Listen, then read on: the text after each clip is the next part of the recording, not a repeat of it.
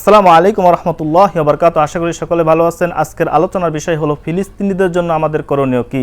আমরা মোটামুটি সকলে অবগত আছি, মধ্যপ্রাচ্যের দুইটি দেশ, একটি হলো সন্ত্রাসী অবৈধ ইসরায়েল দেশের ইসরায়েলি বাহিনী, অপরটি হলো শান্তিপ্রিয় ফিলিস্তিন দেশের হামাস বাহিনীর সাথে যুদ্ধ চলছে। তা সেখানে নিরীহ ফিলিস্তিনি ভাই বোনদের উপর নির্যাতন, নিপীড়ন, জুলুম, অত্যাচার একের পর এক বেরিয়ে চলছে। আমরা অনেকেই মনে করছি যে আমি তো ভালো আছি, আমার পরিবার তো ভালো আছে, আমার দেশ তো ভালো আছে, আমাদের তো কোনো সমস্যা নাই। এক্ষেত্রে এমন ধারণা যারা করছেন তারা কতটুকু তাদের ধারণা সঠিক এটা জানার জন্য আপনারা কোনো বিজ্ঞ আলেমদের কাছ থেকে জেনে নেবেন। আশা করি আপনাদের এই ধ্যান ধারণার সাপোর্ট কোনো আলেম দিবে না। তা আসুন আমরা জানার চেষ্টা করি ফিলিস্তিনি অসহায় ভাই বোনদের জন্য আমাদের করণীয় কি।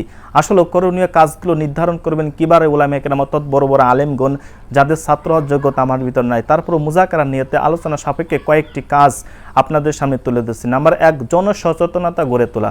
তার মানে হলো প্রত্যেকটা মহলে ফিলিস্তিনি ভাই বোনদের অসহায়ত্বের কথা তুলে ধরতে হবে।